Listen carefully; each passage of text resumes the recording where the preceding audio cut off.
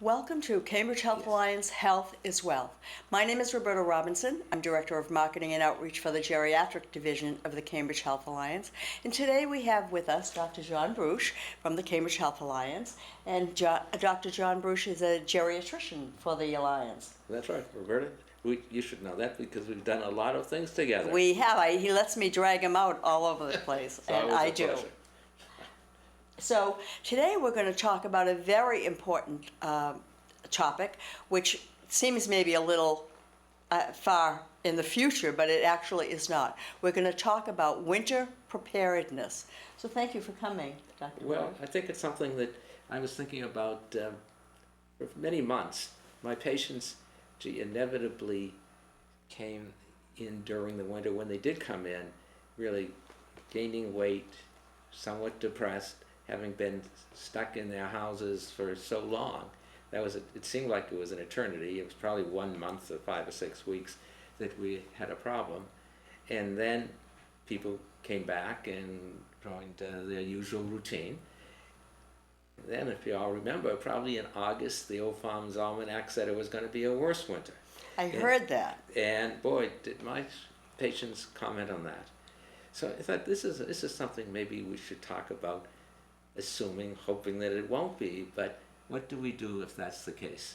And really, what do we do in any winter? Because in this area, our lives change, no matter how mild the winter is. For sure. First of all, we're affected by the lack of light. That's right. Which, keeps us. And then when it gets cold and dark, we do want to hide out. Yes. That's sort of the hibernating feature, I guess. But that's not good for human beings. Right. We're not bears, we're not other things that our metabolism needs to hibernate. No, we're people and creatures that require talking to one another, being in contact with one another, modifying what we do, but basically is allowed keeping much the same things that we usually do. Our usual routine. Routine is good. No one should be a slave to routine, but it gives us some structure in our lives. And I think we all become, that great medical term, discombobulated, when we don't have those things to follow sort of automatically. Right. Yeah. Right. And then we can stop doing things, and then we can get lazy, and then we go into that rut really. It seems that we slip into that quickly if we allow ourselves to. We do it. I'm not sure why we do. I think it's because we're not prepared. Mm. And this seems like a pretty hopeless situation. So what do we do to get prepared? Well, that's why we're here. And thank you for asking. I thought I was. What should we do, let's say, starting off with just a regular winter, where there may be 30 inches of snow and we may have some really bad days, and sometimes 1 or 2 days things are closed, but not too bad. Mm-hmm. So what are the challenges of winter? Well, one of the challenges we'll start off, because I also am an infectious disease physician, are infections, and especially the flu. Now, I'm sure you all know about the flu and what it means and the availability of a flu vaccine. I hope everyone is listening now, this is recorded in the middle of December, has had their flu vaccine. Mm. If you haven't, please get it. And why is the flu vaccine important? Well, obviously, it protects against the flu. It doesn't protect 100%, but depending on the mix-up of the vaccine, it can be effective up to 60 or 70%. But what it does more frequently, and is very important, is that it makes the flu case you get better than would have been without the vaccine. Would you get a lesser case of flu as well? Yes, a lesser case. And so it wouldn't be so severe. That's right. And that's very, very important. Mm-hmm. Because severe cases really wallop the heck out of your immune system. And what it does when the case is severe, it lessens your resistance, especially the lungs. And that's why severe cases often are complicated by pneumonias, bacterial pneumonias.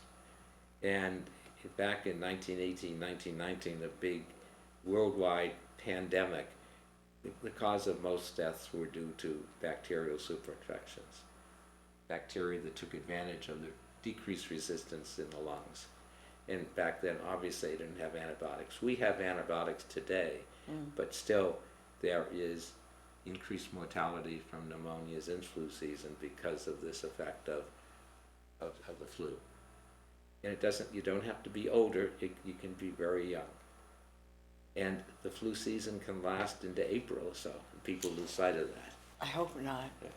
So it's important to prevent flu itself. It makes you feel crummy, but it's also, when it's really bad, it can have that complication. The other complication that flu vaccines prevent, and not many people think of it, is that it prevents heart attacks. The flu vaccine? Yes, the flu vaccine, because what happens is that very, very quickly, heart attacks are caused by really a blockage of an artery, a clot in that artery that blocks the circulation to part of the heart muscle, and that's a heart attack. Okay. And the muscle dies because it doesn't get circulation. When you have severe infection in inflammation throughout the body because of that infection, that makes it more likely that this clot is going to form. Oh. And so for years, 50, 60 years, it's been known that cardiac deaths go up in flu season. Well, I never really heard that. Isn't that interesting? That's why we keep doing this show. So that's two reasons. Now, I have heard I got sick right after I took the flu vaccine. I'm never going to take the flu vaccine again. Because they got sick? Yeah. How soon afterwards? 2 hours. Or the next day I had I had the flu. And I said, when did you get it? And it was like the beginning of October. There was no flu around. People get colds. People can get other viruses. That's part of our living. But nothing is as potent as really the flu virus, and that's what we're focused on. So all those things are really not a good reason not to get the flu. And I don't think they put the live virus in us anymore, do they? No, they do have. There is some for younger people, live virus, but the killed virus is the usual vaccine, and it's very safe and it's very purified. Okay, so get it. All right, please. That's very. You heard it here. It's very, very important. The other thing when we think of winter and infections really is, it's not directly due to winter, but it can get more frequent in winter, is shingles. All right? And True. Get the shingles vaccine. If you're over 60, get it. It's one of the safest vaccines, and you don't want to be home stuck in your house and not have going through the pains of shingles, etc. And we won't go more deeply in it than that. Isn't that the chickenpox virus? That's the chickenpox virus that lives for some reason in the roots of our nerves, and for some reason it can flare up. And it's like nerves are just electric wires, really, that carry currents to our muscles to control them. And what the shingles does is it damages the insulation of the wires, and what you get is really a short circuit. If you had a faulty insulation on a wire, that's what happens. It short circuits whatever it's supplying. So it gets, instead of sending intelligent current to the muscles, telling what to do, it sends painful currents. And I've heard it's quite painful. It is. So please get that. And you can get the shingles at any age. My daughter has had them, and thankfully right. I've not had them. It's occurring more in younger people, actually. And just one thing that I didn't bring up about the flu. You can still get the flu if you have the vaccine. As we said, it's not 100% effective. If you get the flu, and you'll know you have the flu because you feel very crummy in the midst of flu season. That's the flu. And you call your doctor up, and there's medication, an antiviral agent, like an antibacterial agent, that can kill the flu virus. And what you should do is just call up, and that doctor will say, I don't need to see you, but you're telling me you have the flu, and I'll call in this prescription for you. Wow. So that's the backup you have. So it's an oral med? It's an oral med, and it's, it's just like you're taking an antibiotic for a skin infection. It's the same idea. So we spend a lot of time on the flu, and so maybe we should go to other areas that Sure. So what do you do when you're stuck in the house? Sometimes we may be stuck in the house because of a real blizzard, or just it's very icy, etc., etc. Right, and we definitely want to be careful with that. Yes, and what's, I think, our greatest fear when it's icy out is what? That will fall. That's right. And, you know, you can have that fear, and fear is good if it forces you to make good decisions, but fear can be paralyzing as well. And so one of the programs we use to help people prevent falling is called a matter of balance. And so that name is a double meaning. Balance when you walk, All right. but balance in your life. Now, people who have an overwhelming fear of falling become almost hermits when the winter comes in. And this is not good. Okay. Why isn't it good? Well, it disrupts your routine. That's, whatever your age, isn't good. But it makes you really socially isolated. You know, this is not good at all. Right. You know, and so if you, beforehand, I hope the doctor you go to or the nurse practitioner screens you for a fall risk. And if you are, then there are a lot of different programs to get into to help make your risk as low as possible. And so there you have to make a balance in, if the weather's not bad, to get out. You know, it's obviously if it's the midst of a blizzard, you don't get out. Right. Okay. Right. So that's when we're talking about a balance, but it gives you the tools. You know, you've gone through classes to make yourself stronger. You're walking better, and use simple devices. So, and we're talking about exercise as well, right? To move so that we keep our muscles strong. Right. I'll get to that in a minute. Okay. Oh, sorry. No. But just walking out in the weather, what can you do to besides, you know, improving your overall strength in your legs and your balance, is to get some kind of an assisted device. That's often a cane with a prong at the end that digs into the ice. That more stable? That's than, right, much more stable. And the grip is on, that you can put on your shoes or boots that have little grips that will dig into the ice as well. Cleats, like. Cleats, I think they call them yak tracks. Yeah, yak tracks. Yeah. Thanks. You're right. In those can make any shoe really so much better in the ice. So there, you've really put the balance into your favor if you do those things. Very, very important. So we want to get out. We want to get you out when it's appropriate. If there's a little bit of ice, use your judgment, but not to automatically keep yourself from working or being with others. It's very important. So what do you do when you are there in a house and you're not getting out? You overeat. Sitting, watching TV and eating probably, right? I think an average weight gain of my patients who are over 60 during the blizzards of last year was probably 8 to 10 pounds. Really? Yes, just Wow. because when you get tense or bored, we tend to overeat. All right. It's a way of satisfying ourselves. And you get weaker because you just sit. And you sit in front of a weatherman who's outside and the wind is blowing, telling you how bad it is. Well, I shut the TV off after a while. I can't stand it. But you've got to keep moving. So when you're in the house, you keep your activity up, your physical activity. You can walk back and forth, and you can walk pretty fast. Clear yourself a little path there. And if you have some 5 days. That's also an important thing that you just said there, a clear path. So make sure there are no obstacles in your way. That's right. I mean, you've got to do that. And that you should do that anyway in your home. No throw rugs, no leads that are extension cords that are going across the way. You know, if the grandchildren visit, make sure that you pick up the toys or they pick up the toys. All those things are so common to lead to falls in the home.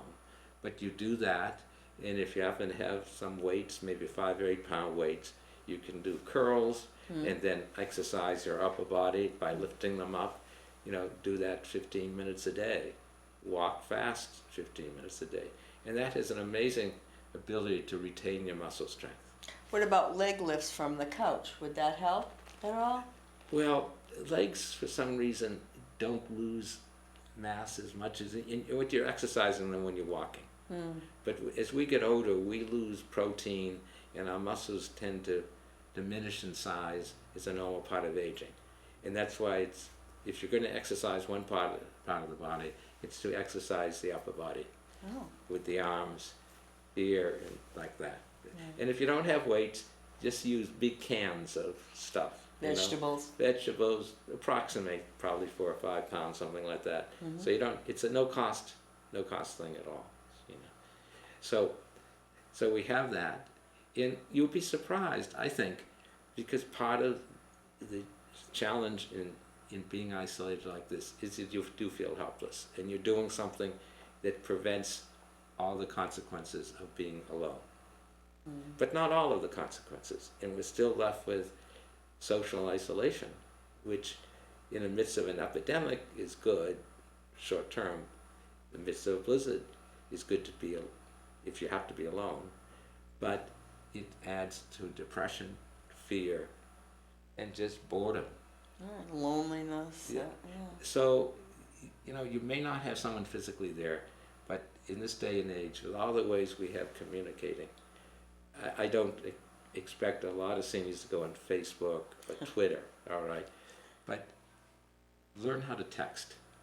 You know, if you have a cell phone, text. You can do that. It's pretty cheap. Or call a friend and get someone and have an understanding with that person, and you become blizzard buddies in a way. You know, really. That you're going to Blizzard buddies, I like that. Yeah, you know, it's just someone who shares the common misery, but then you start talking about other things, Right. you know, instead of the weather all the time. And this is very, very important, because there's no question that depression flares up during isolation. It flares up during the winter because we don't have that sunny atmosphere. You know, seasonal depression is a real thing. Right. And so, yeah, you may not physically be with someone, but you are with them. And if you live in a building and they're doing any events, you could certainly just attend the event, right? And That's it's right. right there in your building. Absolutely, and I've been amazed at senior buildings that many people don't take advantage of that. Right.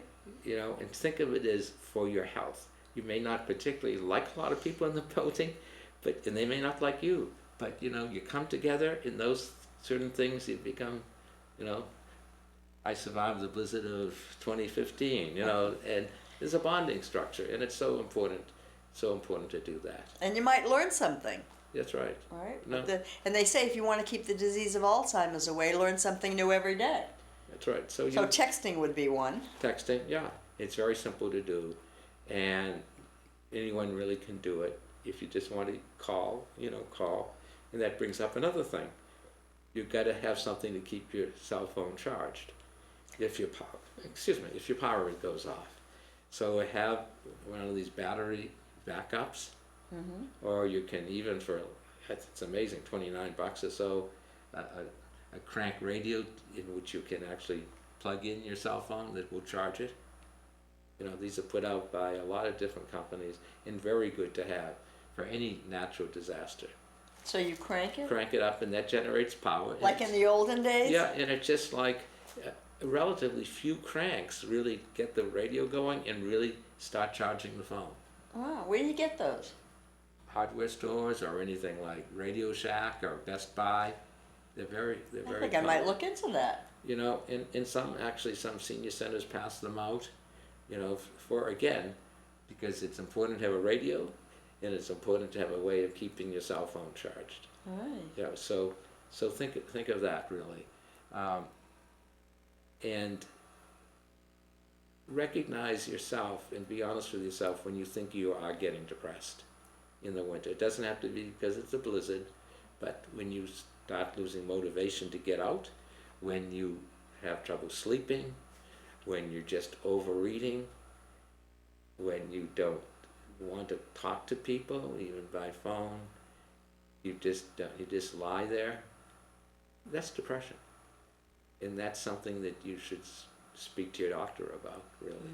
It may be, quote, seasonal, But if it really affects what you do, and what I mean is that you could get out weather-wise, but you just don't feel like it enough. No motivation to No do it. motivation. Yeah, yeah. You know, we all go through things. Lose a loved one, lose a job. You're sad, but that's not depression because it doesn't paralyze you. It's just, and that's the simple definition of paralysis. It's sadness, but interferes with your routine. Okay. So that's another thing to really pay attention to. I know in the olden days we didn't want to admit those things, and there was such a stigma, but there isn't any today. No, right? We need to have the help. It's a medical illness. You know, basically depression is due to chemical imbalance in our brains. What causes it, no one really knows. But the medications you take to fight it aren't like uppers or things that are going to make you feel artificial. They're things that correct that imbalance, like insulin corrects the loss of insulin in the human body. And you should feel like you should feel. And that's the difference than taking some kind of non-described pill that just charges you up or drinking a lot of caffeine.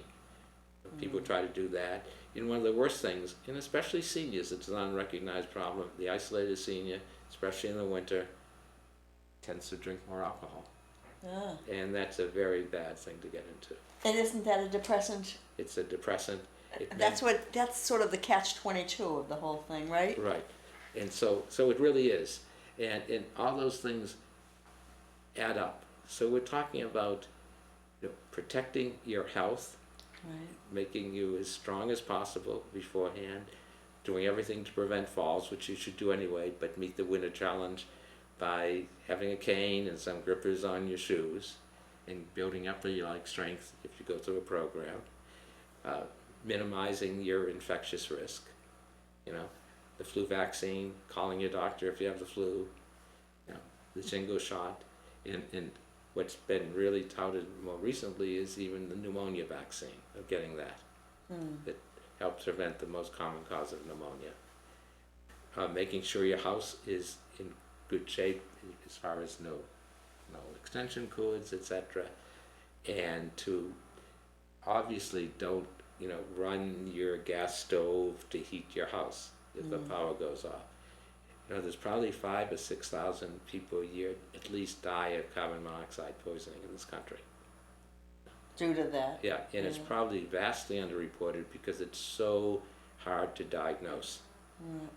Because people just die, and especially among seniors, if they're found dead in bed or lying on a couch, it was a heart attack. Right. Yeah. So don't do that. If you get so cold because the power is off, then you call 911 or the local emergency, not emergency number, but the mayor's assistance number. Every town has one, and they will get you to a resource. In many seniors, well, I know anecdotally, I'm not going to leave my pet Fido or my kitty Munchkins, all right? Many, I know some of you in particular, will take care of your dog, your cat, or whatever your pet is, all right? And give him or her safe shelter. So there comes a time that you have to leave your house, and that's really when the wind chill is down and the power is going to be off for an indefinite length of time. You need to get to a warm, safe place. Well, if something happens to you, then there won't be anyone for your pet anyway, so we need to take care of ourselves first, Yes, right? yes. Right. I'm not a pet doctor, but I'm saying it's often your pet can be taken care of as well. Right. Okay. Right. And what about food supplies? Should we prepare in case the power should go out? Absolutely. That's a good point. Have things that don't require refrigeration. And what are those common things? Well, whatever you think is going to be palatable to eat like that. Candy bar is excellent. Granola bars or protein bars. That's fine. You could get things like Ensure. Yeah. A protein drink. You can live very well off of Ensure.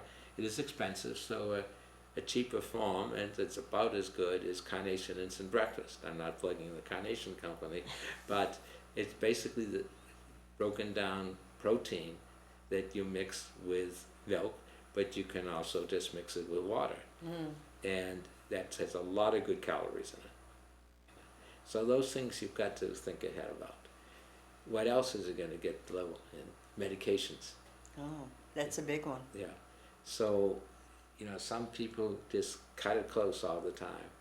I think maybe talk to your doctor about getting some kind of an emergency stash that could carry you certainly 5 or 6 days of your antihypertensives, of your blood pressure medicine, your diabetic medicine.